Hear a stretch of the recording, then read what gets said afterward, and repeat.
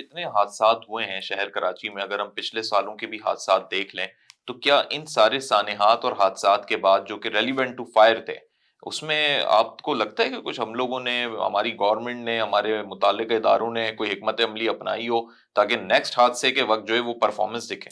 हादसात का आपने जिक्र किया, हमारे शहर की जो पाकिस्तान का ट्रेंड सेटर सिटी है, जी जी। पाकिस्तान का हमारा इकोनॉमिक हब है, पाकिस्तान का कमाऊ फूद है, ये रेवेन्यू जनरेटर है सबसे बड़ा।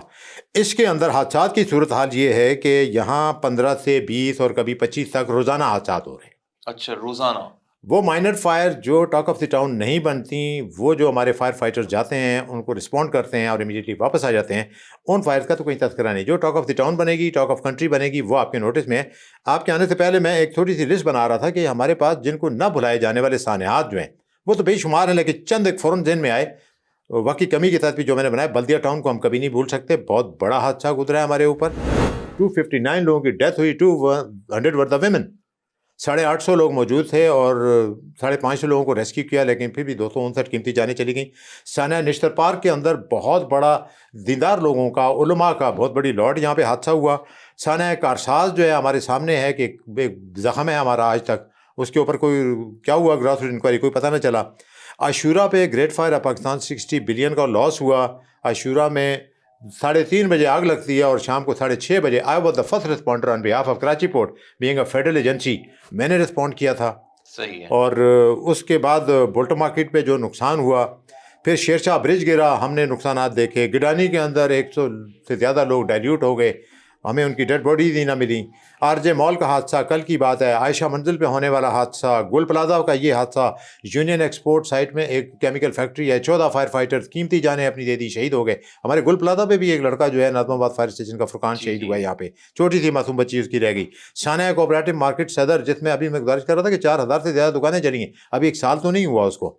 सानिया बास टाउन, कितनी बड़ी वारदात हुई है यहाँ पे, बेशुमार लोग अपने घरों में बैठे हुए एक दर से गुजर गए। सानिया मेरान टाउन, इस कोरंगी के अंदर 70,000 से ज़्यादा इंडस्ट्रीज़ हैं, हमारे चारों तरफ इंडस्ट्रियल जोन फैले हुए हैं, कोई mutual aid emergency response plan नहीं है।